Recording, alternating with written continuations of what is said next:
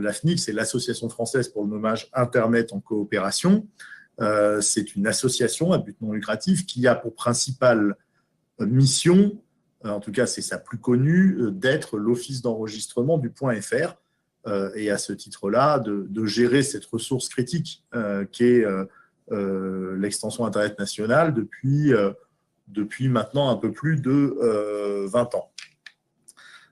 Et qui est donc en délégation de service public pour ce faire. Au-delà de cette gestion technique, l'AFNIC, c'est aussi une association. Donc, c'est une association qui regroupe un certain nombre d'adhérents, c'est une association ouverte et qui organise en son sein et à l'extérieur un certain nombre de débats.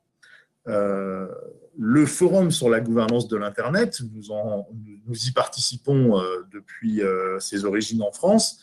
Et puis, nous avons nous-mêmes, parce qu'on trouvait que l'idée de forum était intéressante, lancé, et c'est Marianne Georgelin, ici présente, qui en a eu l'idée et qui en est la grande ordonnatrice, le forum AFNIC pour un Internet de confiance. Donc, cette session, elle s'inscrit dans une double filiation, le forum sur la gouvernance de l'Internet et le forum AFNIC pour un Internet de confiance, et c'est la troisième étape de ce forum AFNIC pour un Internet de confiance. L'idée nous est venue d'organiser cette série de discussions autour de l'Internet de confiance parce que nous avons constaté que, notamment à l'occasion du dernier confinement, maintenant on dit le dernier confinement, on ne sait pas comment, ce ne sera peut-être pas le dernier en date en tout cas, nous avons vu que de manière assez indubitable, les abus sur Internet, les problèmes, les arnaques, les éléments, les choses, les contenus illégaux rencontraient une hostilité naturelle, mais de plus en plus vivace et de plus en plus constante de la part de l'ensemble des internautes et des observateurs.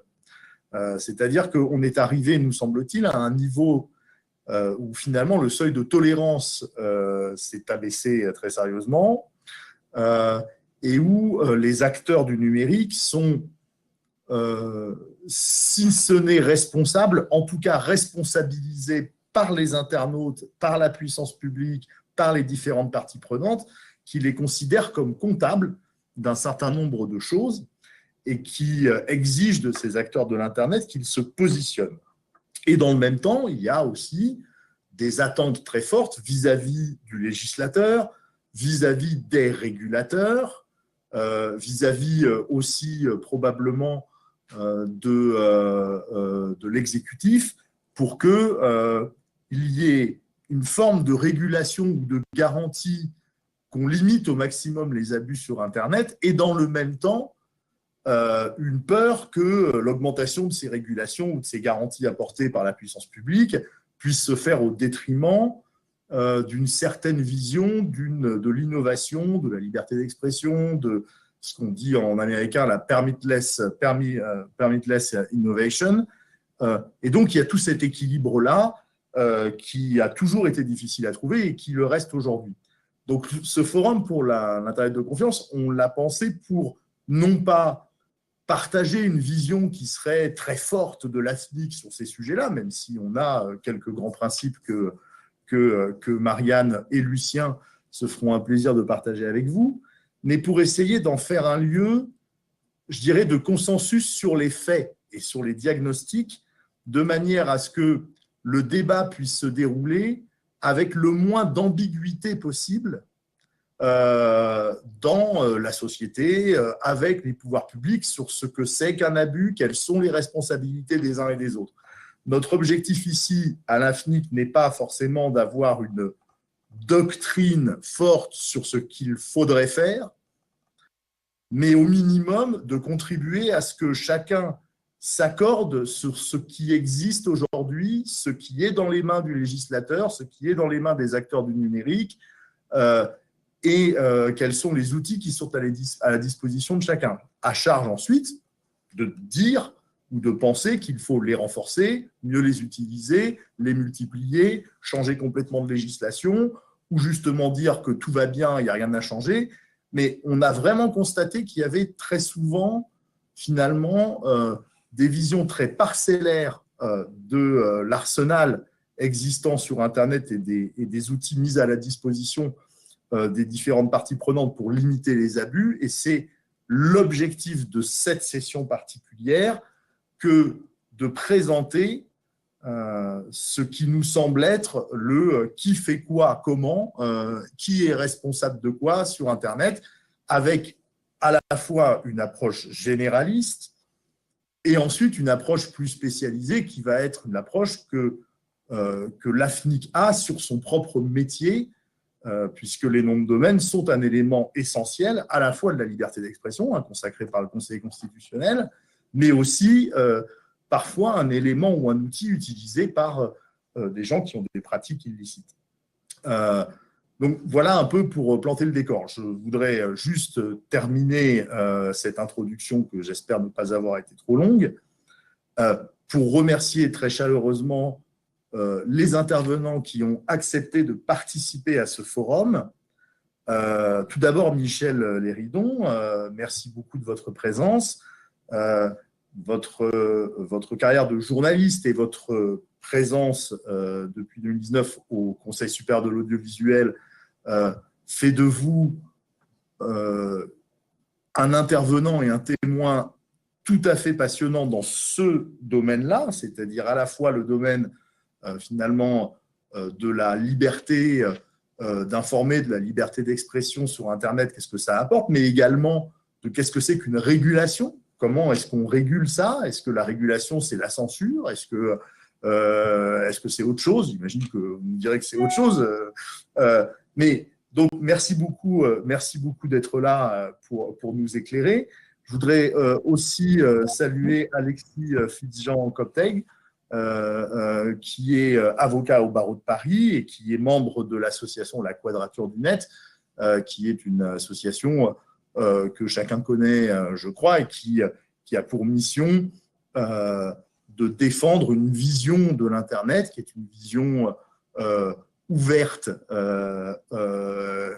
et libre, ou alors libertaire, ça dépend de quel point de vue on se positionne, mais en tout cas qu'il y a des positions qui sont assez tranchées, assez appuyées du point de vue technique de la chose, et qui a pour objet aussi d'éclairer le débat public et d'alerter sur parfois des volontés qui pourraient avoir un impact sur le fonctionnement de l'Internet qui serait négatif.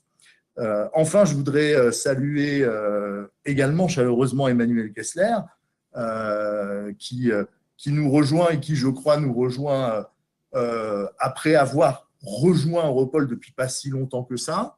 Donc, merci beaucoup d'être là aussi et de prendre la parole aussi rapidement sur des sujets qui sont des sujets tout à fait importants et sur laquelle la vision d'Europol, qui est une organisation habituée des débats sur la gouvernance de l'Internet, qui est régulièrement présente à l'ICANN, qui est régulièrement présente dans ces forums-là, est tout à fait importante. Vous êtes chef de l'équipe de prévention du Centre européen de lutte contre la cybercriminalité.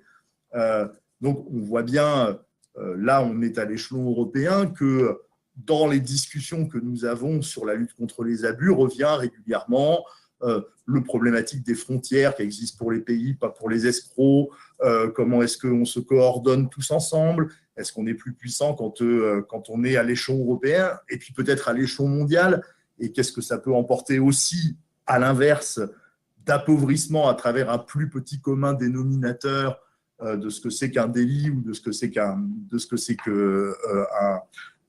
une infraction, puisque ce n'est pas la même dans tous les pays. Tous ces sujets-là, je sais que vous les connaissez, et pour cette raison-là aussi, je vous remercie d'avoir accepté de participer à cet atelier, ce débat, ce forum. Je voudrais tout de suite maintenant passer la parole à Lucien. Alors, c'est Lucien ou Marianne? Je ne sais plus, j'ai un épouvantable doute. Marianne, c'est Lucien qui commence. Voilà, et j'enchaîne ensuite. Et c'est Marianne qui au-delà, donc Lucien va nous présenter finalement ce qui fait quoi et qui est responsable de quoi. Marianne présentera ce que fait l'AFNIC beaucoup plus et dans cette optique-là. Et Marianne et Lucien seront également les modérateurs de cette table ronde. Donc voilà, j'ai parlé un peu longtemps, mais comme je ne parlerai plus, je passe mon tour et je vous remercie toutes et tous. Et bien entendu, je vous remercie dans la salle aussi de votre participation. N'hésitez pas à chatter dans la discussion publique. C'est également la raison pour laquelle on vous invitait à vous mettre sur BBB là. Donc, il y aura de la part des modérateurs une lecture attentive de vos questions et de vos remarques qui seront relayées, bien entendu, dans cette session. Lucien, tu as la parole. Merci, merci Pierre. En effet, n'hésitez pas à chatter, n'hésitez pas à intervenir. On suit attentivement avec Marianne et l'équipe ici les interventions sur le chat. Que le débat soit vif sur un sujet qui effectivement est extrêmement intéressant, a déjà été introduit ce matin sous l'angle de la polarisation, ce qui fait un lien parfait, comme tu l'as fait Pierre, avec la pleine ouverture sur la gouvernance de l'Internet qui a eu lieu il y a à peine quelques heures ici même en ligne.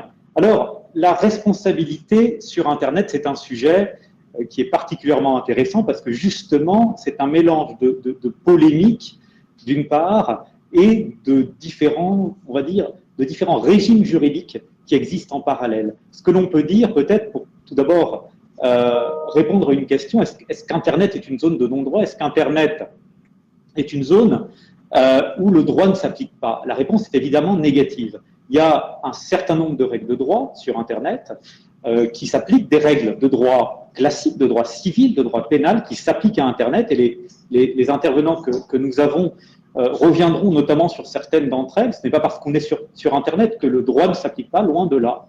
Il y a cependant parfois des difficultés dans l'application ou les modalités d'application de certaines de ces règles, dues à l'interterritorialité d'Internet, son caractère bien entendu plus évanescent que l'enquête a plus de mal ou a eu plus de mal à saisir le cas échéant, et qui rend bien sûr la tâche plus difficile pour le juge et bien sûr pour les forces de l'ordre.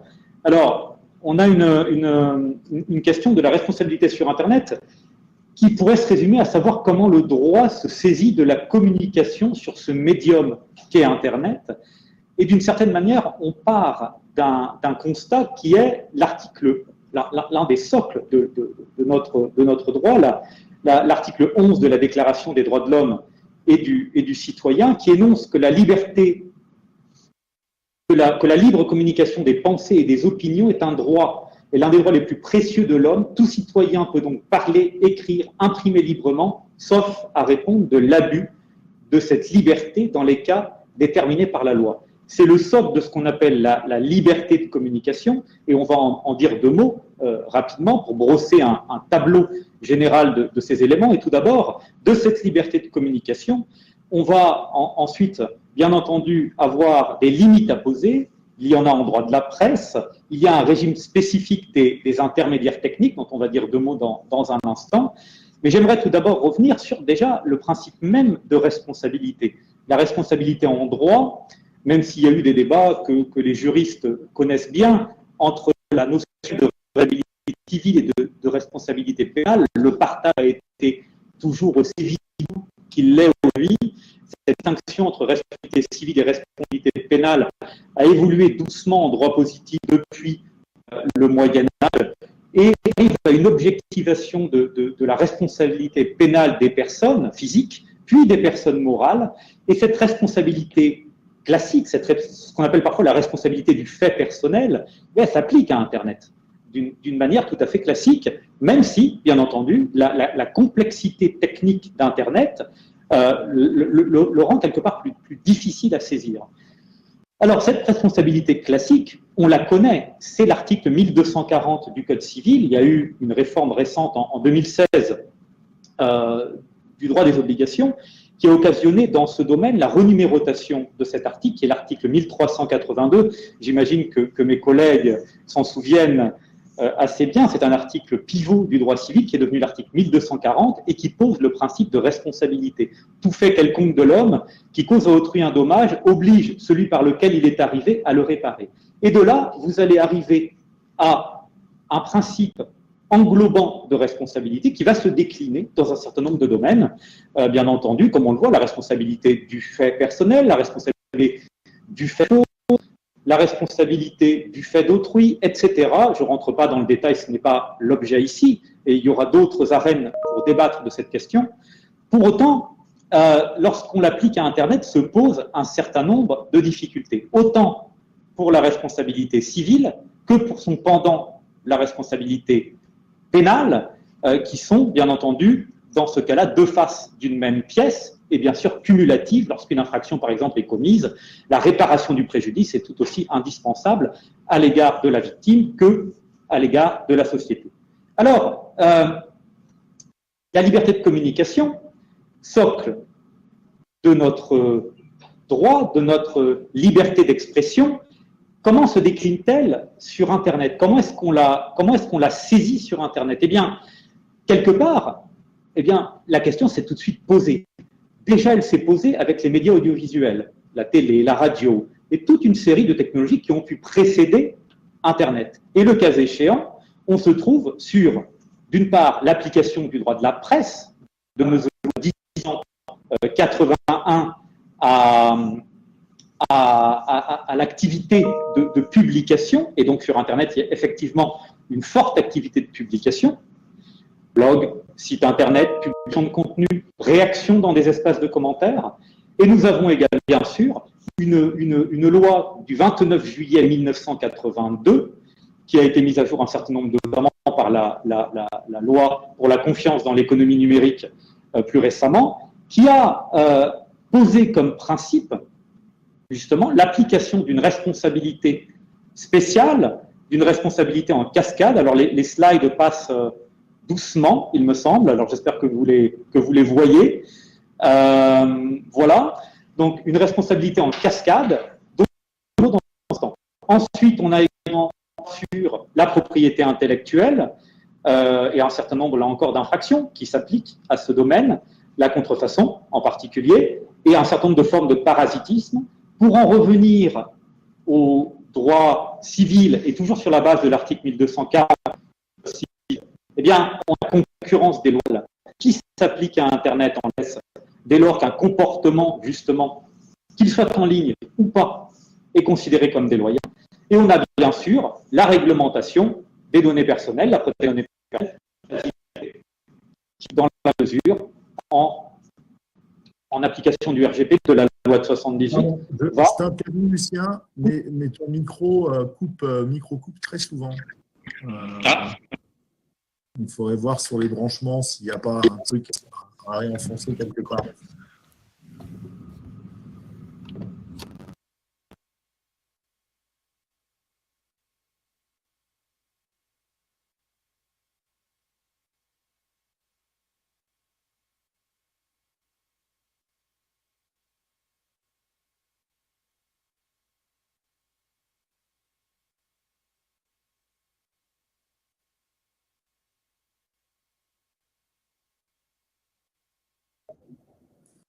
C'est pas moi qui l'ai expulsé. Hein. Mais on a été à la slide 7 je crois qu'on a un peu de retard sur les slides. Du coup, si on pouvait en profiter pour remettre la slide 7 qui était intitulée « Droit de la presse », me semble-t-il. Je vois. Voilà, génial, merci. Alors, me voilà à nouveau. Est-ce que vous m'entendez correctement? Oui. Super. Alors, où en étais-je? Voilà, bon, droit de la presse, je parlais de la propriété intellectuelle et donc du fait que la contrefaçon, d'une part, et le parasitisme sont des infractions qui s'appliquent à Internet. Et pour en venir maintenant au droit de la presse, il y a un régime spécifique en droit de la presse que j'ai évoqué très rapidement. D'une part, bien sûr, la loi du 29 juillet 1881 qui, pour un certain nombre d'infractions que vous connaissez, la diffamation, l'injure, etc., crée une responsabilité pénale particulière. Et c'est au 29 juillet 1982, et notamment par le truchement de l'article 93.3 de cette loi, que cette responsabilité en cascade va s'appliquer justement à l'audiovisuel et donc à Internet. Le cas échéant, alors effectivement, je vois sur le chat, je suis en une multitude d'exemplaires et dès lors, je peux parler tout autant à l'oral qu'à l'écrit, manifestement. Eh bien, sur la responsabilité en droit de la presse, eh bien, on a un régime donc de responsabilité en cascade qui rend responsable d'une certaine manière ceux qui mettent à disposition le contenu. Et dans une logique papier, dans une logique presse traditionnelle, on comprend tout à fait le fonctionnement. On comprend qu'un directeur de publication valide le contenu qui est proposé, et que dès lors, il a la main sur ce contenu et qu'il peut être rendu responsable de sa diffusion, diraient certains peut-être, de son accélération auprès du public par le biais de son média, de son journal, de son support, et ainsi de suite. Comment est-ce que l'on applique cela à Internet? Eh bien, la difficulté, c'est d'identifier qui est l'auteur, qui est l'éditeur, qui parfois même se trouve être le directeur ou le co-directeur de publication. Et ce principe de responsabilité en cascade permet d'identifier quelqu'un et de remonter la chaîne en ayant le cas échéant l'auteur comme complice de l'infraction si par exemple le directeur ou le co-directeur de la publication sont considérés comme responsables. Donc, régime en droit de la presse pour les contenus en matière donc d'éditeur. Alors effectivement, qui est responsable des propos dits par Lucien sur le chat? Bonne question, tout à fait. Maintenant, rapidement, parce que je vois que le temps file, eh bien, on a également un régime pour les intermédiaires techniques. Je vous disais il y a un instant que l'idée, c'était de dire pour la presse que celui qui, quelque part, diffuse le contenu, a la main sur le contenu, eh bien, avec une forme de responsabilité. Eh bien, on se trouve sur les intermédiaires techniques et sur la fameuse loi du 21 juin 2004 pour la confiance dans l'économie numérique, qui est issue d'une directive européenne qui fait l'objet aujourd'hui, de par sa réforme, de nombreux débats. Ce débat, j'en dirais, très rapide. Ce sont les débats sur le Digital Service Act qui ont lieu en ce moment et qui sont assez féconds en l'occurrence.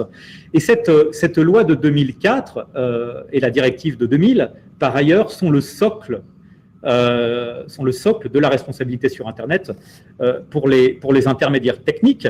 Et grosso modo, en deux mots, eh bien, elle pose l'absence d'obligation générale de surveillance, tout en mettant en avant un régime spécifique dès lors que l'intermédiaire se cantonne à ce rôle d'intermédiaire technique, qu'il a un rôle neutre dans la circulation de l'information. Et je peux vous dire simplement en un mot, car le temps me manquerait, mais la définition même de ce que c'est qu'un rôle neutre est au centre des débats les plus vifs, au niveau notamment du DSA, parce que c'est quoi le rôle neutre dont on parle? Est-ce que c'est réellement passer de l'information, ou est-ce que d'autres acteurs qui ont un rôle un peu moins neutre, mais pour autant qui ordonnent l'information d'une autre manière, pourraient être considérés justement comme des intermédiaires techniques? Et c'est tout le sujet du débat, notamment sur les plateformes en ligne. Ensuite, passer de l'information, et on en arrive à deux statuts, éditeur ou hébergeur en l'occurrence, et à un régime de responsabilité limité dès lors qu'il n'y a pas connaissance du contenu illicite. Et dès lors qu'il y a connaissance d'un tel contenu, pensez à la notification, par exemple, de ce contenu, à la prise de connaissance de ce contenu, eh bien, il faut agir promptement pour retirer le dit contenu ou alors en bloquer l'accès. Ce régime, sa difficulté, c'est de savoir à qui il s'applique. Il a eu tendance à s'appliquer largement, et ce sont les mêmes débats que l'on a à l'heure actuelle avec la réforme de la section 230 aux États-Unis, les mêmes débats que ceux qu'on a pour le DSA. Alors, on en arrive justement récemment, depuis notamment les réformes de 2017, à une volonté de circonscrire la notion de plateforme en ligne, d'identifier ces nouveaux acteurs.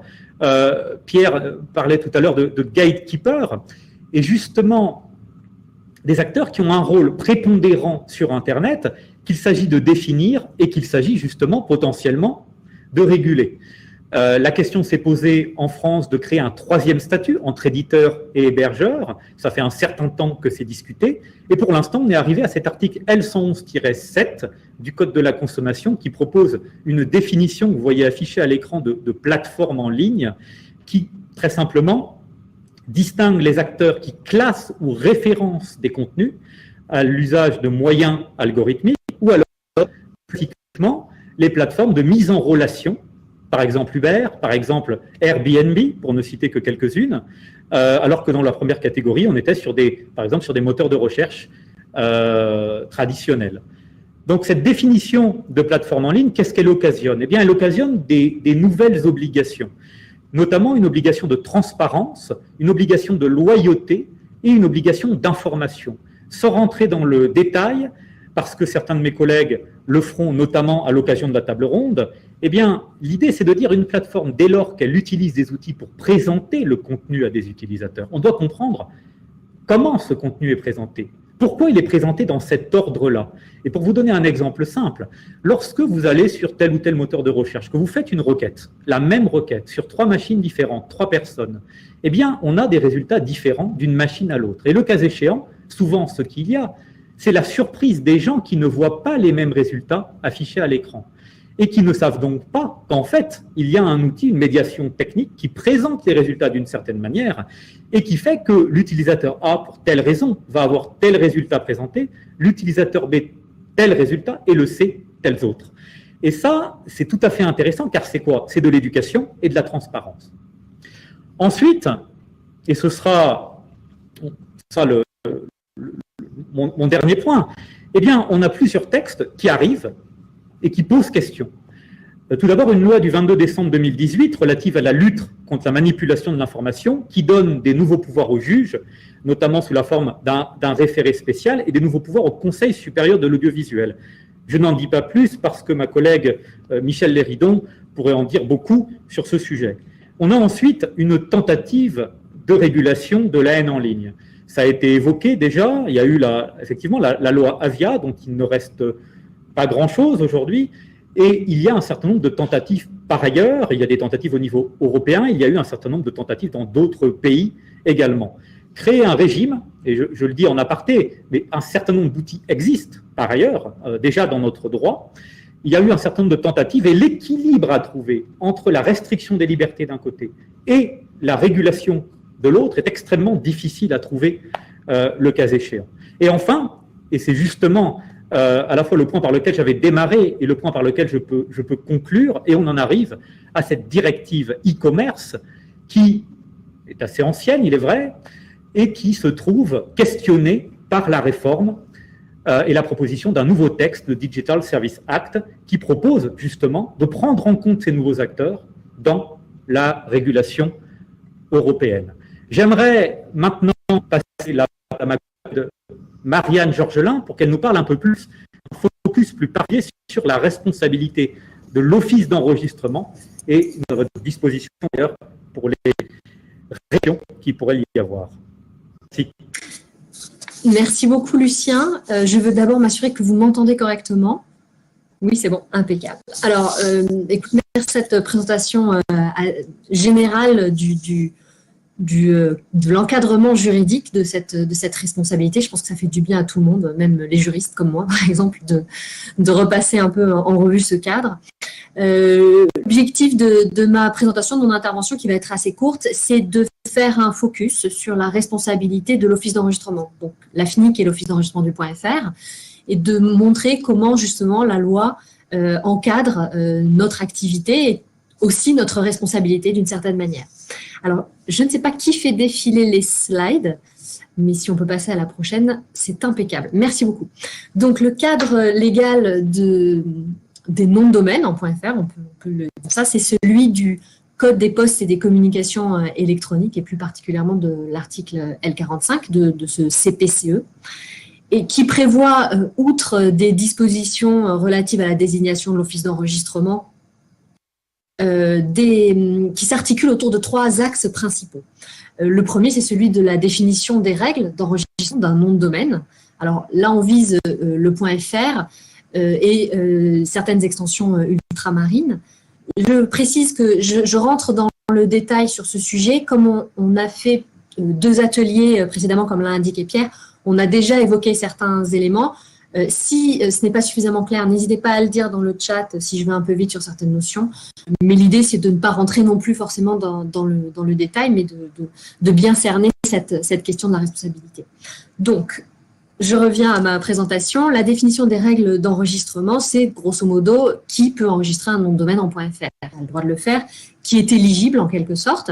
C'est aussi des règles comme celle du premier arrivé, premier servi, qui sont des règles très strictes dans notre activité, mais aussi des principes plus généraux de la nécessité de mettre en place ce qu'on fait à travers notre charte de nommage, la charte de nommage du .fr, des règles non discriminatoires et publiques. Donc ça, ce sont les grands principes. Ensuite, le CPCE, l'article L45, prévoit les critères d'accréditation des bureaux d'enregistrement, puisque nous ne fournissons pas directement des noms de domaine au public, mais nous passons par des intermédiaires. Donc c'est aussi intéressant de bien comprendre toute la chaîne de responsabilité des différents acteurs. Donc ces bureaux d'enregistrement qui sont de prestataires de manière générale, parfois aussi hébergeurs par ailleurs, sont soumis à des règles précises pour pouvoir distribuer du .fr. Donc c'est ce que prévoit le CPCE et ce que nous déclinons nous aussi dans ce qu'on appelle des politiques de registre du .fr. Et enfin, le troisième axe autour duquel s'articule notre cadre légal, c'est la mise en place d'une procédure, de deux en l'occurrence, procédure de résolution des litiges, on appelle les procédures extrajudiciaires de règlement des litiges, les PARL. Donc il en existe deux, une qui s'appelle Cirelli, qui est interne propre à la FNIC, et une que nous faisons en partenariat, que nous avons mis en place en partenariat avec l'OMPI. Ce sont des procédures d'arbitrage. Et ça aussi, la loi précise les conditions dans lesquelles ces arbitrages se déroulent, notamment la durée, le principe du respect du contradictoire, etc., etc. Donc voilà, ça, ce sont les axes principaux de notre cadre légal. Donc si on peut passer à la prochaine slide. Et à partir de ce premier éclaircissement, on va dire, on se pose la question de finalement, qu'est-ce qu'un abus? Alors, à l'origine, on avait l'intention d'articuler peut-être cette thématique autour de deux ateliers. Un premier dans lequel on définirait les abus, parce qu'on se rend compte que c'est des questions qui reviennent énormément, notamment dans nos discussions au sein de l'AN ou du Center, et puis un second sur la responsabilité. Alors, finalement, on se rend compte que la question de la définition des abus, elle est assez... elle est à la fois difficile et simple à appréhender. Les abus, c'est très, très large. Lucien a déjà évoqué certains points. Je vais essayer de me concentrer sur ce que nous, on appelle les abus liés au DNS, ou en tout cas au nom de domaine. Et même ces abus-là, on va voir qu'il y a une diversité importante, puisqu'on a à la fois le cybersquattage. Donc le cybersquattage, c'est le fait d'enregistrer un nom de domaine en reprenant des droits d'un tiers, principalement sa marque. Mais aussi, on a le phishing. Et là, c'est encore tout à fait autre chose, l'hameçonnage en France. C'est une pratique qui consiste à attirer des victimes vers un site web pour qui ressemble à un autre, pour grosso modo leur extorquer des informations de connexion. Et puis le spam. Donc on voit quand même qu'on est dans une diversité importante d'abus et que donc une solution unique est vraiment difficile à trouver. En dehors de ce que je viens de vous présenter sur le cadre du Code des postes et des communications électroniques, il n'y a pas de texte réglementaire qui nous, au sens opérateur de registre, office d'enregistrement, qui nous désignerait comme intermédiaire technique au sens qui a été défini par Lucien. Donc, ce cadre-là qui s'applique depuis déjà un bon moment, et puis qui nous permet de dire, voilà ce qu'on peut faire et ce qu'on ne peut pas faire. C'est la slide d'après, si on peut la mettre, que je commence. C'est que, pour revenir un petit peu sur l'article L45, il y avait un point, et Pierre, tu l'as évoqué tout à l'heure, les règles non discriminatoires et transparentes qu'on met en place et qui sont prévues dans la loi. Alors, je complète parce que c'est vraiment écrit comme ça, on dit la FNIC établit des règles non discriminatoires et transparentes qui garantissent la liberté de communication, la liberté d'entreprendre et les droits de propriété intellectuelle. Donc en fait, nous, ce qu'on doit chercher à mettre en place, c'est un équilibre entre ces trois principes. On doit garantir en permanence cet équilibre-là. Alors, est-ce qu'on peut passer à la slide suivante, s'il vous plaît? Merci beaucoup. Donc, en résumé, en quelque sorte, voilà ce que l'on fait. Nous, ce qu'on gère, c'est la gestion des enregistrements des noms de domaine en .fr, le fait que nous vérifions également l'éligibilité des titulaires. Donc ça, ce sont des critères définis par le CPCE. Alors pour rappel, il faut être une personne physique ou morale et avoir son lieu de résidence ou son siège social sur un des territoires de l'Union européenne. Ça, c'est un point important parce qu'on fait quand même pas mal de vérifications de notre propre initiative ou sur demande de tiers. On a aussi l'obligation d'informer les autorités compétentes en cas de signalement d'un nom de domaine illicite. Nous gérons les procédures alternatives de résolution des litiges et nous publions quotidiennement la liste des noms de domaine enregistrés. Voilà, ça c'est ce que prévoit le CPCE. Et donc, à contrario, ce que l'on ne fait pas, donc c'est la slide suivante, c'est alors je commence, hein, c'est de contrôler, merci, c'est de contrôler la légalité d'un terme enregistré. Donc ça, c'est très important parce qu'on nous pose très fréquemment la question de savoir pourquoi est-ce qu'un tel a eu l'autorisation, en tout cas, il ne s'agit pas d'une autorisation, mais a pu enregistrer un nom de domaine qui peut causer un préjudice à un tiers. Pas de recherche d'antériorité, notamment, enfin, surtout de contrôle a priori, c'est-à-dire au moment de l'enregistrement d'un nom de domaine. Et nous ne vérifions pas non plus l'identité des titulaires. On s'assure qu'on vérifie les données qui nous sont fournies sont correctes, donc que le titulaire soit joignable et éligible, mais nous n'avons pas le pouvoir de valider la légalité à la fois des pièces qu'ils nous fournissent et même de vérifier leur identité en tant que telle. Alors, juste un petit point de focus sur ça, parce que je sais que c'est un sujet qui est aussi assez important dans tous ces questionnements sur la responsabilité de chacun vis-à-vis des abus. En termes de protection des données personnelles, donc ceux qui connaissent la manière dont fonctionne le .fr, vous le savez déjà, parce que ça fait depuis déjà bien longtemps, 14 ans, donc depuis 2006, que lorsqu'on enregistre un nom de domaine en tant que personne physique, ces données sont protégées, c'est-à-dire qu'elles ne sont pas publiées dans le WHOIS. Et puis, assez facilement, on peut obtenir ces données quand on a un tiers et qu'on cherche à savoir qui se cache derrière l'enregistrement d'un nom de domaine, en posant à la FNIC et en évoquant ses droits. Donc là, on parle de droits de communication liés à la loi informatique et liberté, qui déjà permettait ça depuis bien longtemps et qui a été renforcée par le RGPD. Donc ça, c'est un point de focus intéressant et peut-être qu'on aura l'occasion d'en remonter. Par ailleurs, donc, un autre point important dans ce débat sur les abus, c'est que nous ne contrôlons jamais les contenus de sites. Évidemment, ce n'est. Alors, on a tendance à dire, bon, ça fait déjà 13 ans que je suis juriste à la FNIC, donc on dit depuis longtemps, c'est pas notre métier, c'est vraiment les noms de domaine. Alors aujourd'hui, on voit que ça peut être peut-être un peu plus compliqué que ça, et Pierre l'a aussi bien dit à la fois en introduction, et je le lis là dans le chat également, c'est que ces questions reviennent quand même de manière assez régulière. Mais la règle, c'est que, comme vous l'avez vu, hein, le CPCE ne nous permet pas, de quelque manière que ce soit, de contrôler cette légalité et de nous intéresser à ces contenus.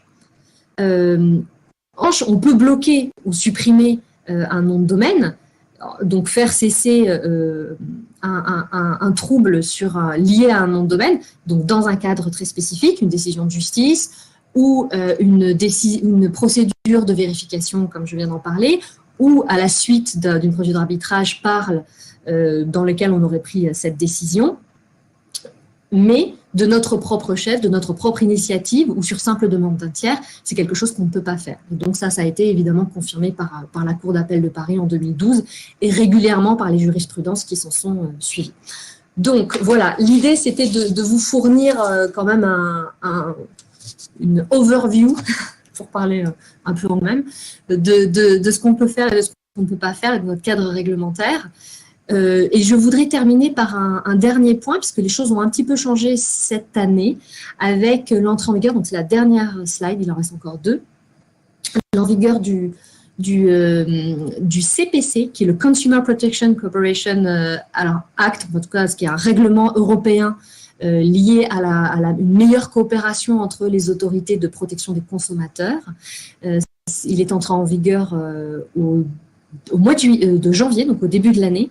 Et on en a pas mal parlé lors de notre premier atelier qui était consacré aux abus liés à la crise sanitaire, et atelier auquel nous avons eu le plaisir d'avoir comme intervenant Jean-Marc Lerès de la DGCCRF, donc pour faire un point un petit peu sur ce nouveau dispositif. Est-ce qu'on peut passer à la slide suivante, s'il vous plaît? Merci.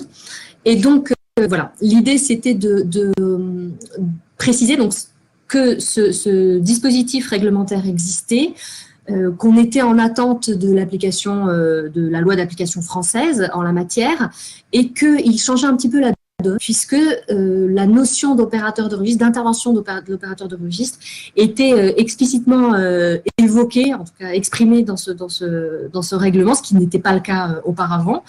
Et c'est la slide suivante, le prix de l'avance. Et permettait, dans certaines conditions très précises, à ces autorités de protection des consommateurs de demander. Alors, vous avez vu, j'ai mis toutes les étapes de cette demande, mais de demander in fine aux opérateurs de registre ou aux bureaux d'enregistrement de supprimer un nom de domaine complet, permettre à l'autorité compétente concernée de l'enregistrer. Donc ça, c'est une nouveauté. Ça n'existait pas auparavant. On n'avait pas été désigné aussi précisément comme pouvant intervenir sur un nom de domaine. Vous noterez qu'on reste dans quelque chose de graduel, puisqu'il est indiqué que cela ne peut intervenir que lorsqu'aucun autre moyen efficace est disponible pour faire cesser ou interdire l'infraction. Et donc, il faut, d'une certaine manière, être d'abord passé par les intermédiaires classiques, ceux dont a parlé Lucien précédemment, à savoir l'éditeur du site web ou l'hébergeur.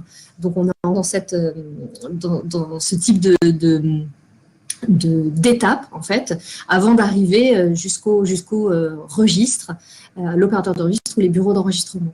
Donc, aujourd'hui, on n'a pas encore de précises en ce sens. En tout cas, ça répond quand même assez bien, et je terminerai là-dessus. Et ça fait même écho à ce qui s'est dit ce matin dans l'atelier du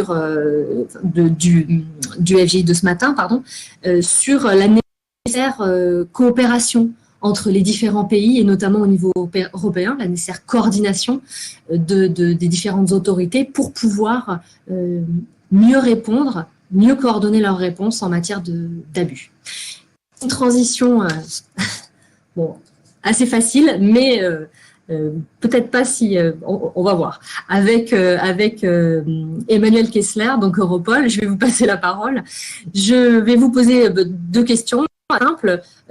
Finalement, ce cadre européen que je viens d'évoquer, mais peut-être plus largement, celui que vous connaissez dans votre travail quotidien, est-ce que vous pouvez nous en parler, ce cadre européen de la lutte contre la cybercriminalité, et également, finalement, vous pouviez nous dire quelques mots sur les défis des futures législations que les futures législations européennes vont devoir relever en la matière. Merci beaucoup. Est-ce que vous m'entendez?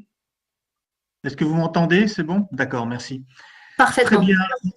Parfait. Bon. Donc, l'Union, alors concernant le cadre européen, donc l'Union européenne considère la lutte contre la cybercriminalité comme l'une des grandes priorités de sécurité aux côtés du terrorisme et du crime organisé. Pour commencer, ce cadre européen est défini par le processus de négociation à Bruxelles. Ce sont les États et les grandes institutions de l'Union européenne, que ce soit le Conseil, la Commission, le Parlement. Ces acteurs élaborent en premier lieu les stratégies, les textes réglementaires et juridiques.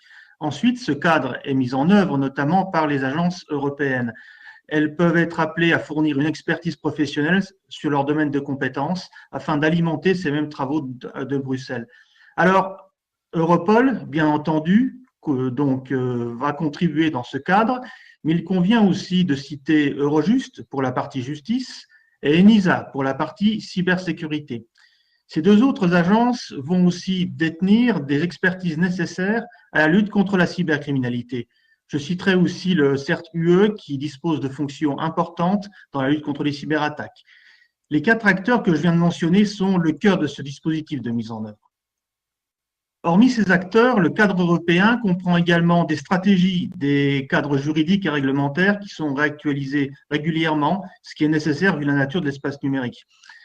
Au plan stratégique, la priorité cybercriminalité se retrouve dans l'agenda politique de l'Union européenne. Cet agenda se décline notamment sous la forme d'une stratégie de sécurité intérieure et d'un plan pluriannuel d'activité que l'on nomme Impact, qui est intéressant à évoquer à ce stade car il développe une approche particulièrement novatrice. Pour le seul domaine cyber, c'est près de 50 coopérations permanentes.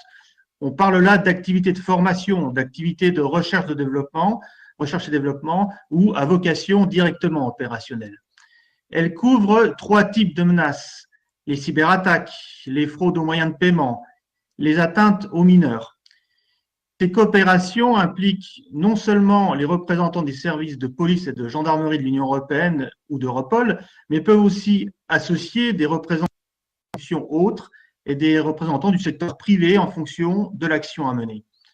Maintenant, au plan juridique et réglementaire, le cadre européen dispose d'une directive pour chacune des 3 grandes catégories de cyberinfractions. Nous retrouvons celle sur les atteintes aux mineurs de 2011, celle sur les cyberattaques en 2013, sur la fraude aux moyens de paiement en 2019. Il s'agit non seulement de faciliter la coopération judiciaire, mais aussi le traitement accéléré des demandes urgentes par un réseau de points de contact 24/7 et de faciliter aussi la remontée de l'information afin de mieux évaluer les menaces, de faciliter le partenariat avec le secteur privé par le signalement des infractions et d'apporter une aide aux victimes également. Ce cadre européen va aussi appréhender des enjeux de cybercriminalité sous d'autres approches réglementaires, notamment par la cybersécurité qui dispose depuis 2016 d'une directive dédiée à la sécurité des réseaux. Ce cadre européen, il va aussi couvrir les questions de données personnelles, sa protection de cette donnée personnelle, sa mise à disposition au bénéfice des services d'enquête.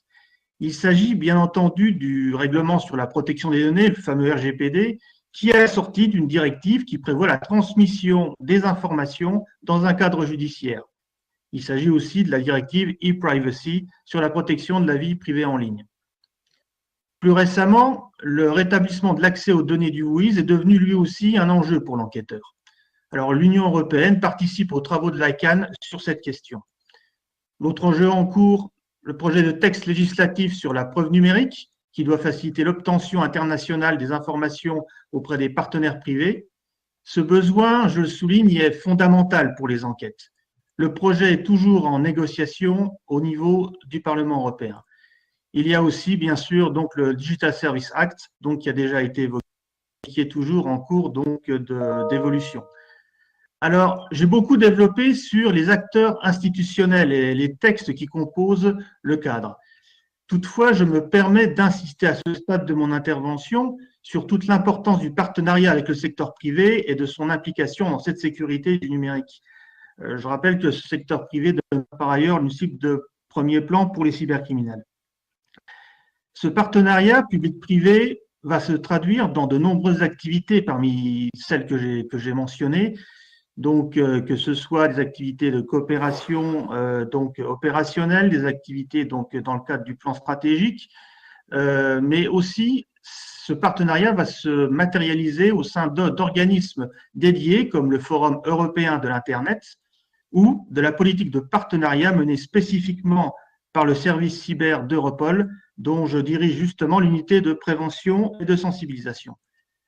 Cette politique de partenariat d'Europol repose notamment sur une coopération renforcée avec 70 acteurs majeurs du numérique, du secteur bancaire ou de la cybersécurité.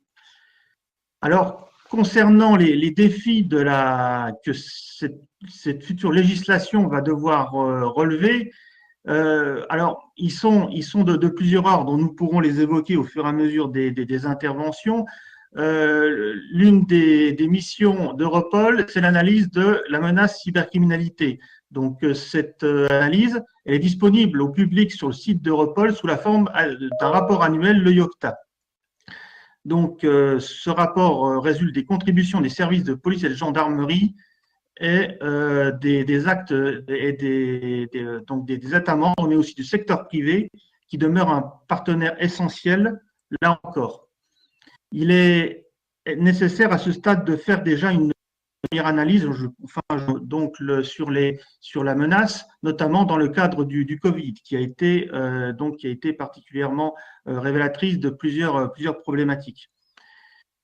Donc, on a eu une explosion des contenus en ligne, des menaces, et par rapport à cela, a été révélé notamment le besoin d'information dans le cadre notamment du WHOIS, le besoin aussi de neutraliser les contenus, des contenus nuisibles le plus rapidement possible, et aussi de disposer d'informations fiables sur les noms de domaine, dans le cadre des enquêtes judiciaires. Donc, brosser très rapidement, voici déjà la présentation du cadre juridique global, enfin du cadre global de l'Union européenne, et nous pourrons peut-être ultérieurement revenir sur peut-être des pistes sur les nouveaux enjeux auxquels nous devrons faire face par la suite. Je vous remercie. Merci beaucoup. Je vais maintenant passer la parole à Michel Léridon pour voir justement votre point de vue et notamment vis-à-vis du CSA sur tout l'ensemble de ces questions. Allez-y, je vous en prie. Merci beaucoup. Merci beaucoup. Vous m'entendez bien? Vous m'entendez bien? On vous entend parfaitement. D'accord, très bien, merci.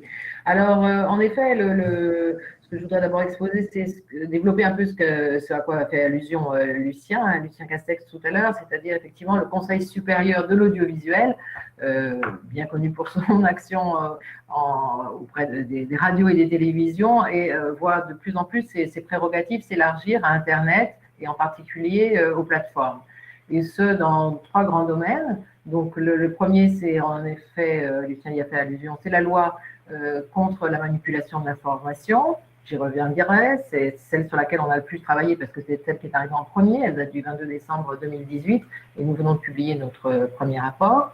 Le deuxième axe, c'est la lutte contre la haine en ligne avec la loi Avia, qui, comme vous le savez, a été très largement censurée par le Conseil constitutionnel, mais cette loi prévoit quand même la création d'un observatoire de la haine en ligne qui est présidé et piloté par le CSA et qui a commencé à tenir ses premières réunions.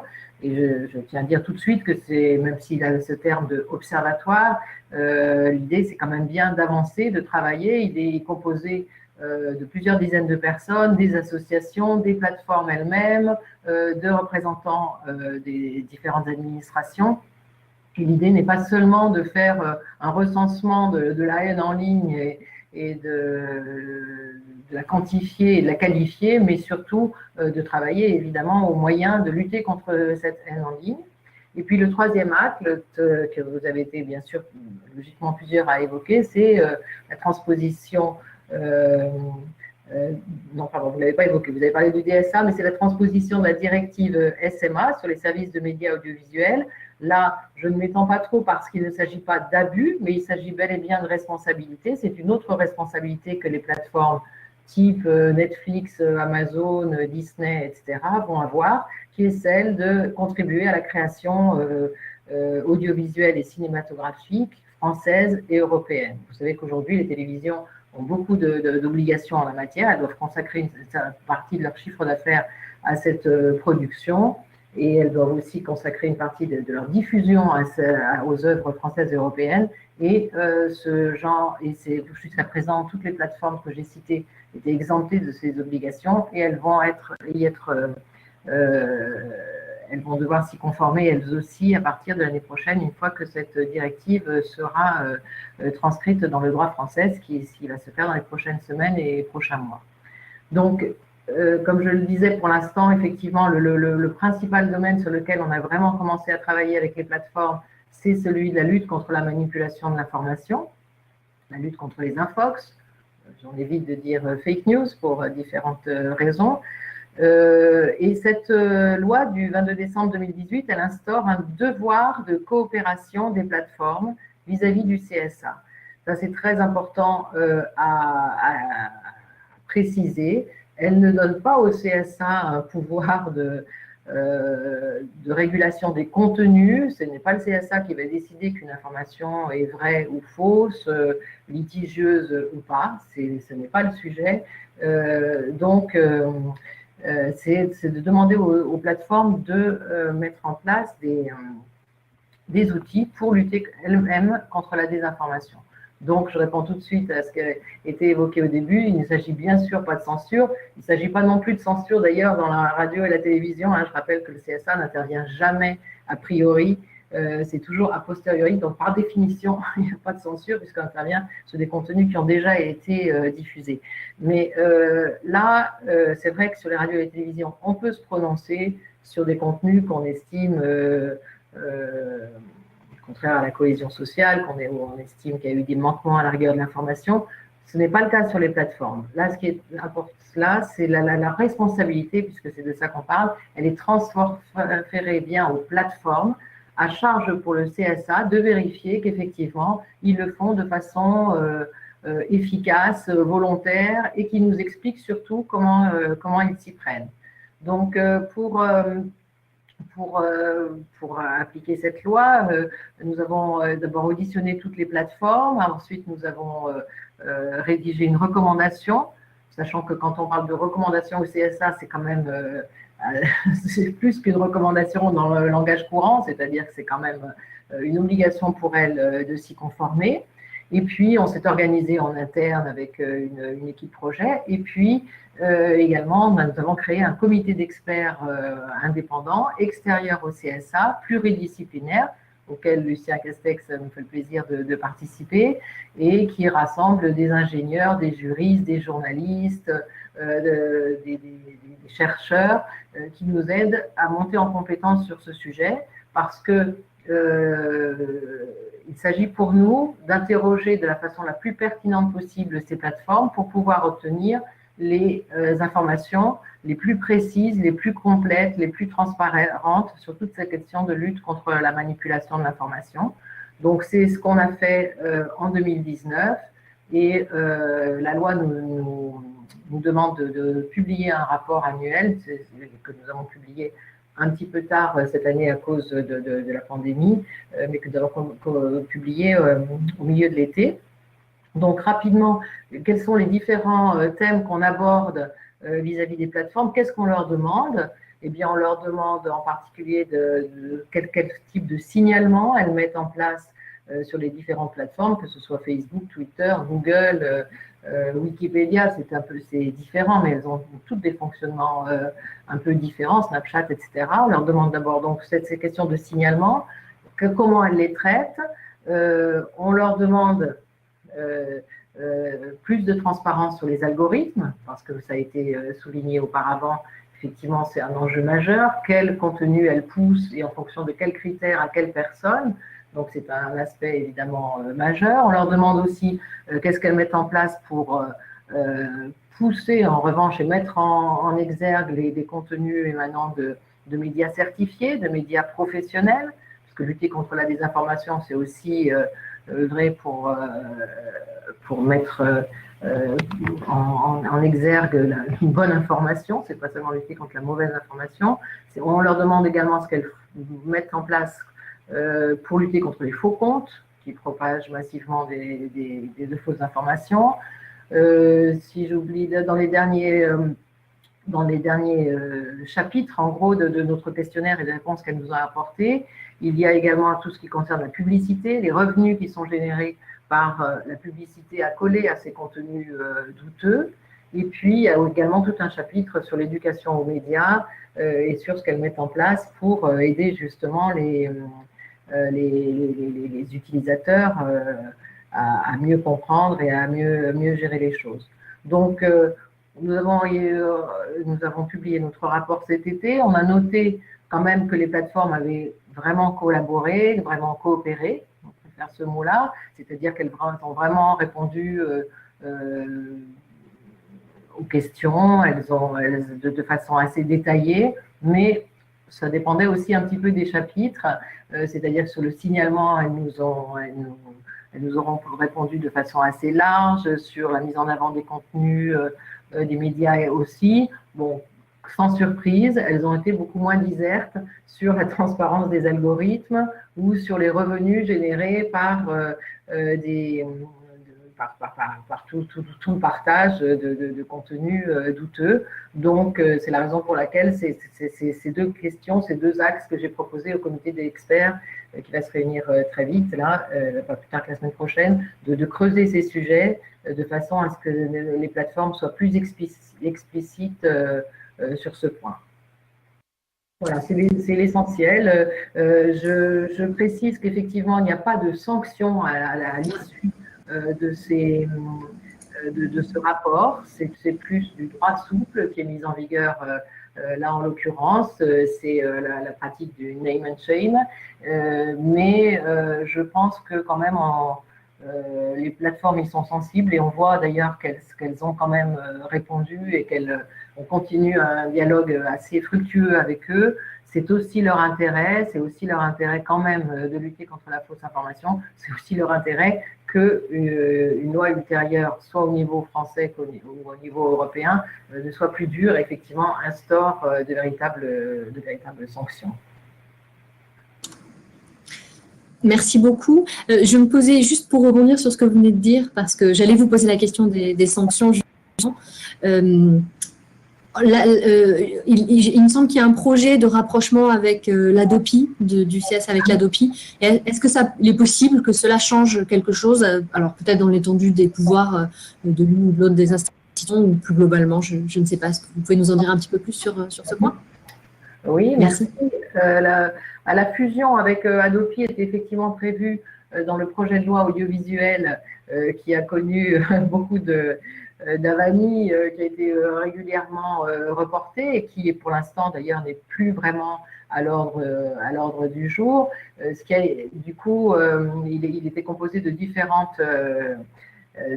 éléments. Il y en avait une qui était justement, cette fois-ci c'est bien ça, la transposition de la directive SMA. Et ça va être fait par ordonnance et ça va avancer.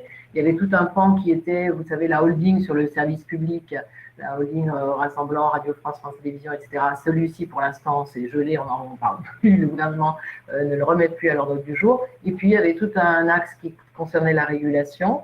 Donc, notamment, en effet, la fusion CSA-ADOPI, qui, théoriquement, devrait quand même effectivement avancer d'une façon ou d'une autre, par le biais peut-être d'une proposition de loi.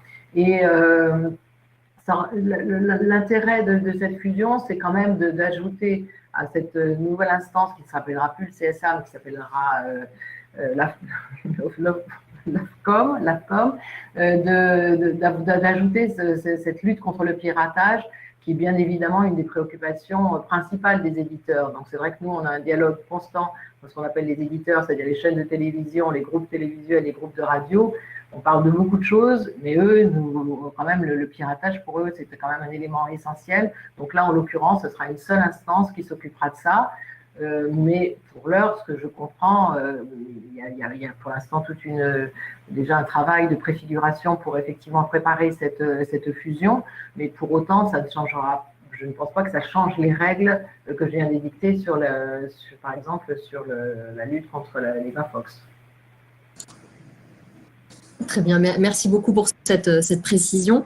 Je passe maintenant la parole à notre troisième intervenant, qui est Alexis Frigent. Pour vous poser la question, alors on ne vous voit pas à la caméra, je pense que vous avez un petit problème de webcam, mais vous nous entendez à mon avis correctement. Oui, on fera un petit test. Oui, très bien, merci beaucoup. Et donc pour vous poser une question assez générale également, mais bien avec votre rôle au sein de la Quadrature du Net. Finalement, comment une organisation comme la vôtre, qui est issue de la société civile, se positionne-t-elle sur ces sujets? Je reste un peu général, mais voilà, n'hésitez pas à préciser. Merci et merci beaucoup aux organisateurs pour leur aimable invitation et aux divers intervenants que j'ai écoutés avec grande intention. J'ai trouvé les différentes interventions très intéressantes.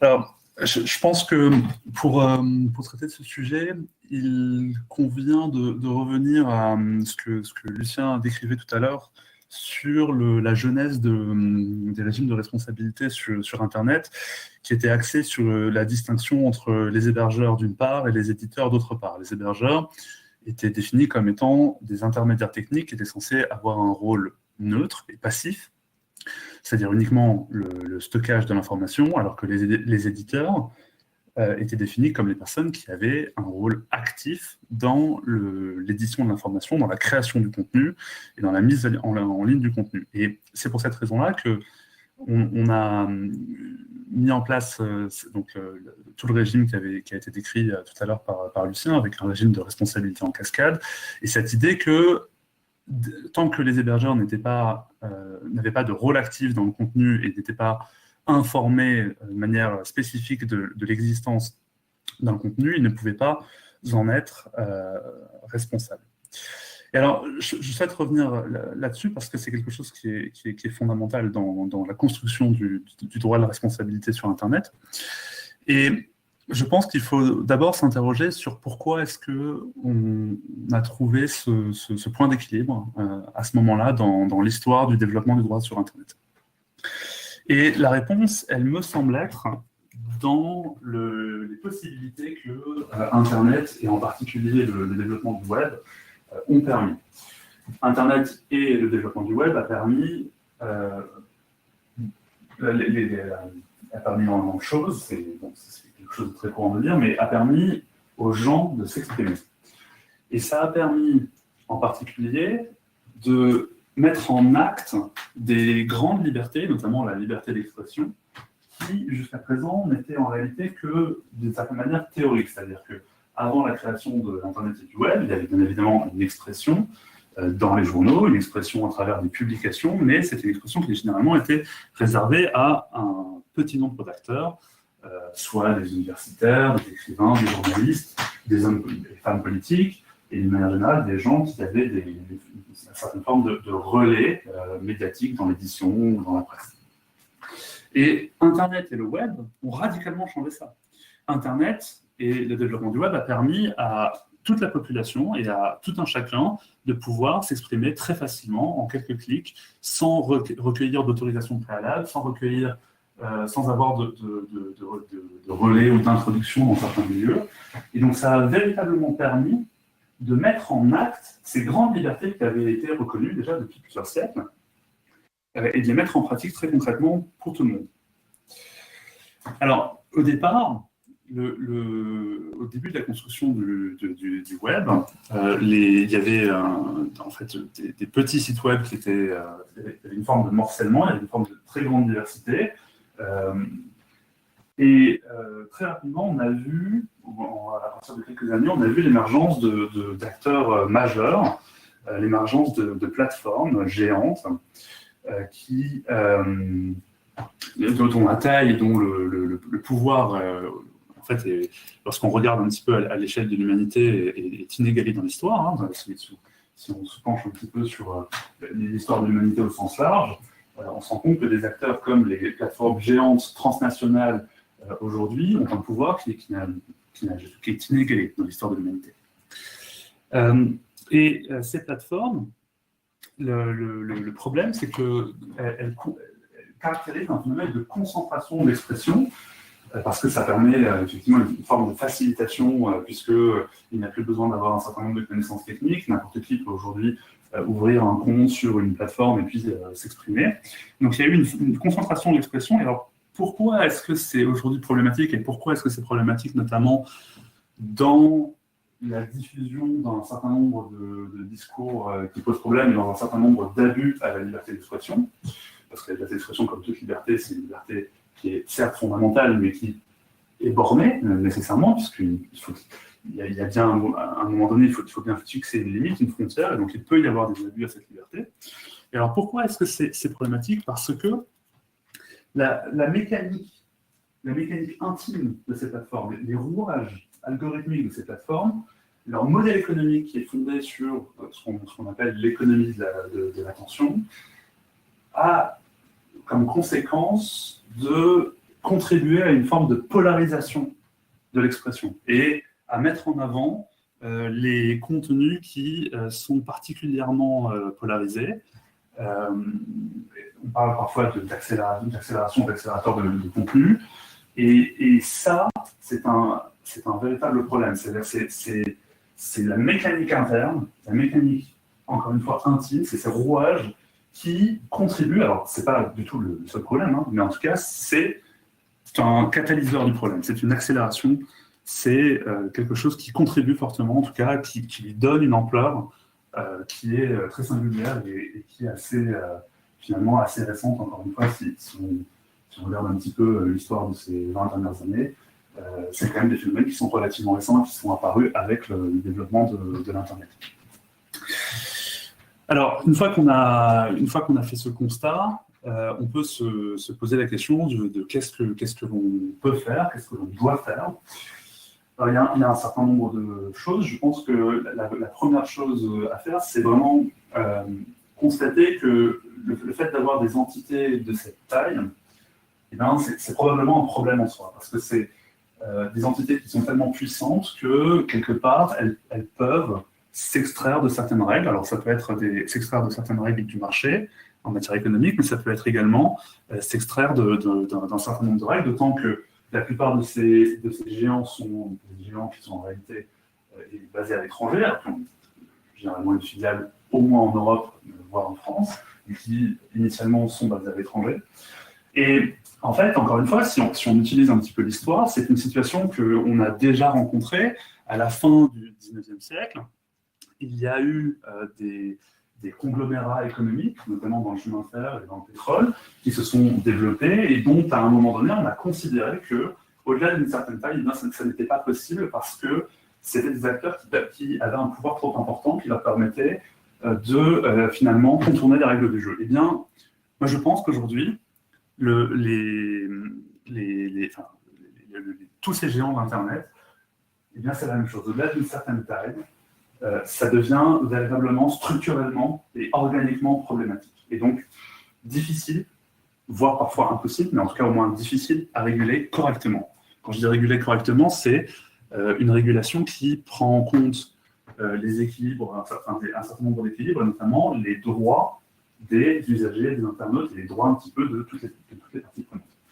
Et donc, une des propositions aujourd'hui qui est mise sur la table, c'est notamment une proposition de créer des formes d'interopérabilité et d'imposer une interopérabilité à ces plateformes de manière à casser ce qu'on appelle l'effet de réseau. C'est-à-dire qu'aujourd'hui, la plupart de ces plateformes, leur puissance économique, elle provient du fait qu'elles ont un réseau tellement massif qu'elles permettent d'attirer à elles de nouveaux utilisateurs, parce que ces utilisateurs trouvent un intérêt à se connecter avec d'autres personnes. Et c'est ça, aujourd'hui, leur pouvoir principal. Et l'interopérabilité permettrait de probablement, en tout cas, de contribuer très fortement à résoudre ce phénomène. Alors, après, juste très rapidement quelques mots. Je pense que la régulation et de manière générale, la manière de lutter contre des phénomènes de diffusion de la haine ou de certains contenus en ligne, c'est un phénomène qui est complexe et qui apporte une réponse à plusieurs niveaux, et une réponse qui doit être complète. Alors, bien évidemment, là, une chose à faire, c'est éduquer les gens à ce phénomène, déjà les informer sur la manière dont ces plateformes fonctionnent d'une part, mais également éduquer les gens, et c'est un peu le rôle finalement de l'école, à avoir un certain esprit critique sur les contenus qu'ils voient passer, sur les informations qu'ils voient passer. Et ça, c'est valable à la fois pour le phénomène des fausses nouvelles, des fake news, et également pour le phénomène des contenus haineux. C'est cette idée d'éduquer les enfants dès le plus jeune âge à avoir ce recul, à recontextualiser, à avoir du recul sur du contenu et à réagir de manière adéquate à ces contenus. Et alors, le dernier point pour en revenir justement un petit peu en point de synthèse, il faut bien garder à l'esprit que ces plateformes-là, aujourd'hui, elles ont un pouvoir qui est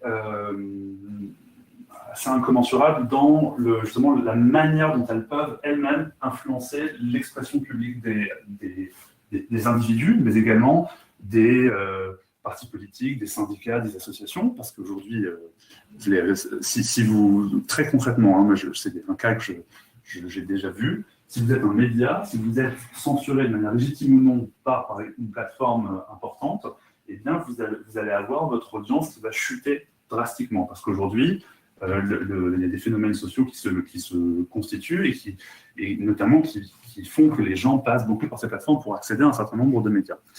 Bon, eh bien ça, il faut qu'on en prenne tous conscience et il faut bien garder à l'esprit que lorsqu'il s'agit d'une liberté aussi fondamentale que la liberté d'expression, normalement, dans un état de droit, la seule personne qui peut intervenir afin de dire que telle ou telle expression dépasse les bornes de la liberté d'expression, eh bien, c'est un juge. C'est un juge, c'est-à-dire un arbitre, un tiers, qui est indépendant, qui est impartial, qui a une légitimité étatique et qui permet de fixer, en fonction des règles déterminées par la loi, de fixer de manière fine le seuil à partir duquel l'expression dégénère en abus. Et ça, c'est quelque chose qu'il faut vraiment garder à l'esprit, parce que malheureusement, aujourd'hui, eh bien, on a une tendance devant le constat de l'impuissance de la justice, etc., à vouloir transférer une partie de la responsabilité, soit aux plateformes elles-mêmes, soit via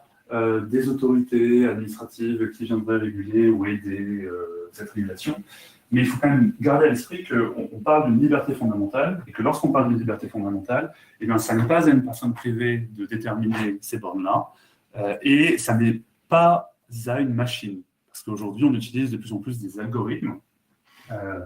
Les plateformes utilisent des algorithmes pour détecter un certain nombre notamment de contenus qui seraient des contenus qui porteraient atteinte à du droit d'auteur ou de contenus problématiques. Le problème de l'utilisation de ces algorithmes, c'est que, comme tout algorithme, ils ont des biais dans la manière dont ils ont été configurés et des biais dans la manière dont souvent ils ont été entraînés. Et ça entraîne des phénomènes de surcensure et donc des phénomènes de censure de contenu qui étaient finalement tout à fait légitimes. Et donc on arrive finalement le constat, c'est qu'aujourd'hui, en utilisant ce type de procédé, eh bien, on censure de l'expression qui est parfaitement légitime, et ça, dans un état de droit démocratique, eh bien, ça n'est pas normal. Et donc je terminerai par là en rappelant qu'il faut bien garder à l'esprit que le juge et la possibilité de faire intervenir un juge dans ce type de contentieux, c'est quelque chose d'important. Alors bien évidemment, il faut aussi ne pas être naïf et ouvrir les yeux sur les réalités concrètes de la justice aujourd'hui. Mais la réponse, elle est peut-être plus dans le fait de fournir plus de moyens au système judiciaire et notamment en fournissant du personnel, en fournissant tout un tas de moyens, plutôt que dans la création d'énièmes textes qui apporteraient des règles supplémentaires. Je vous remercie. Merci beaucoup. Merci, c'était très riche également. Finalement, vous faites un peu écho à ce qui a été dit ce matin, donc, qui ont suivi le débat de ce matin, sans parler d'une conclusion, mais les points de vue convergeaient vers l'idée que le juge et l'état de droit et l'encadrement actuel restait quand même une valeur assez sûre de la contre tous ces problèmes d'abus en ligne, et que on n'avait pas forcément besoin d'un cadre supplémentaire légal, de nouvelles lois, celles qui existaient aujourd'hui et qui avaient érigé des principes fondamentaux, fonctionnaient plutôt bien et avaient fait leurs preuves en la matière, et que donc la conclusion, si je puis me permettre, c'était encore histoire, comme vous venez de le dire, de moyens, de mettre les bons moyens au bon endroit. Je regarde l'heure, il est 15h23, on a encore une petite 2 minutes. Si certains des intervenants veulent de nouveau prendre la parole pour réagir à ce qui a été dit par les uns et les autres, n'hésitez pas à vous signaler. Sinon, ce que je vous propose, c'est de vous poser une dernière question qui a aussi été posée ce matin pour ouvrir la discussion. Donc, encore une fois, on va pas tirer des conclusions, on est là pour enrichir ce débat. Et cette question, c'est si finalement vous aviez un message global à faire passer ou une proposition ou des recommandations en la matière. Alors, vous l'avez déjà un petit peu fait, mais en quelques mots, lesquelles seraient-elles? Donc, je vous passe la parole, Michel, si vous voulez bien commencer. Merci. Merci. Ouais, écoutez, moi j'adhère bien sûr à ce qui a été dit voilà, et je souscris aussi tout à fait à la volonté de mettre en tout premier lieu la liberté d'expression. C'est vrai que Internet est aussi effectivement un espace de liberté, un espace de démocratisation du savoir et de la prise de parole, et ça, effectivement, c'est à préserver. C'est vrai aussi que c'est au juge de déterminer ce qui est, par exemple, haineux, ce qui est problématique ou pas, et ça, je suis d'accord.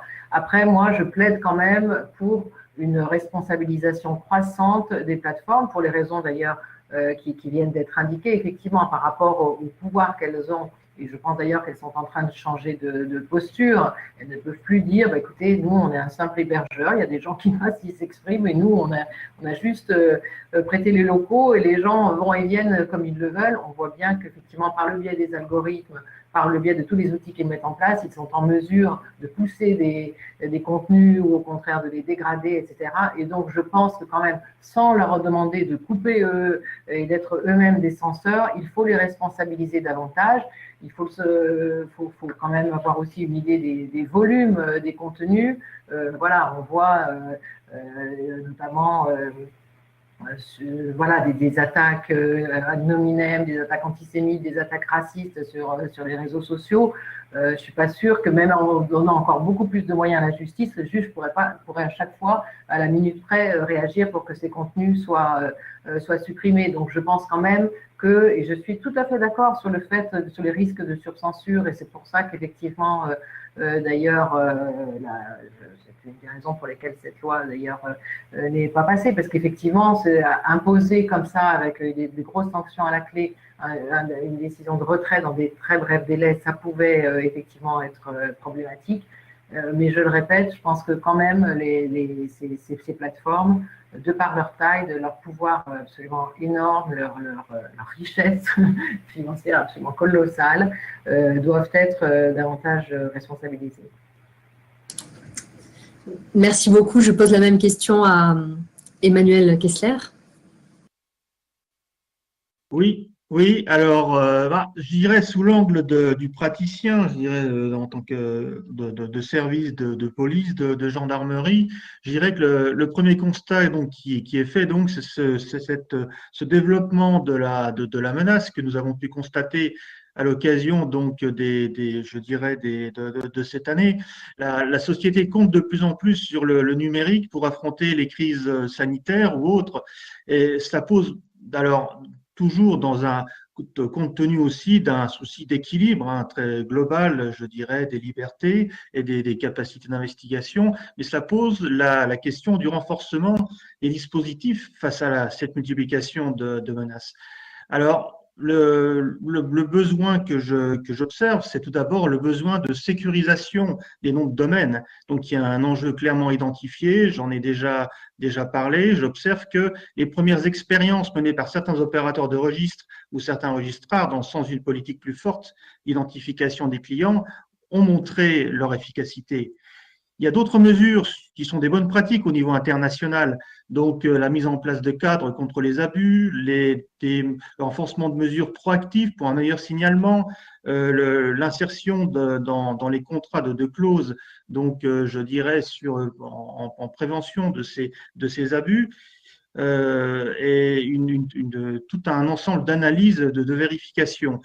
Alors, l'autre enjeu, encore une fois, c'est de permettre le travail d'enquête qui est diligenté dans le cadre de ce droit et qui doit s'adapter à un environnement complexe. Cela se matérialise par le rétablissement d'un accès crédité aux données du WIS, par exemple, qui puisse permettre l'exploitation rapide et complète par les enquêteurs de ces données. Et c'est vraiment un besoin de base pour l'investigation, c'est ce que nous constatons. Et bien sûr, d'avoir aussi une collecte plus efficace des données sur les domaines frauduleux. Voilà, donc au niveau… Alors, Europol travaille à son niveau dans le cadre de nombreux partenariats avec les acteurs concernés par notamment l'enjeu des noms de domaine. Nous sommes satisfaits de la qualité de ces relations, mais nous devons continuer à travailler ensemble, bien entendu. Merci, encore merci. merci. Et je me tourne enfin vers Alexis, si vous souhaitiez ajouter un mot. J'ai vu qu'il y a eu quelques échanges aussi dans le chat suite à votre intervention. Donc, quelles seraient, selon vous, les recommandations, même si vous en avez esquissé quand même certaines? Je vous redonne la parole. C'est très gentil. Je pense que j'ai parlé bien trop longtemps, donc je pense avoir un peu préfet le tour. S'il y a des questions précises, je suis prêt à y répondre, mais j'ai pas de commentaires généraux à ajouter. Très bien, merci. Merci à tous. Je regarde l'heure, il est 15h30. Donc, on arrive à la fin de cet atelier. Merci, c'était vraiment c'était super intéressant. Je me rends compte quand même que c'est un sujet très, très vaste et qu'on a pu en voir que quelques éléments et ça mériterait presque pour chacune des mentions d'avoir un débat à part entière parce que voilà, le sujet peut encore être creusé. Je vous donne rendez-vous pour le dernier atelier de la FNIC, lui qui permettra de clôturer ce cycle du forum sur les abus qu'on a ouvert donc en juillet dernier. C'est le 19 novembre prochain, ça se fera au cours des comités de concertation de la FNIC, donc, que nos membres connaissent bien, mais qui seront ouverts à toutes les personnes intéressées. Donc, restez connectés, vous obtiendrez toutes les infos sur ce dernier forum, dont l'objectif sera de faire, on espère, une synthèse. Je me rends compte que la tâche ne sera pas simple, mais en tout cas de donner quelques pistes de réflexion sur cette question pour l'avenir. Merci beaucoup au FGI pour nous avoir permis de nous associer à votre événement aujourd'hui et faire organiser cet atelier. Et encore merci à nos 3 intervenants pour la richesse de leur proposition aujourd'hui. Je vous donne donc rendez-vous le 19 novembre. À bientôt. Au revoir.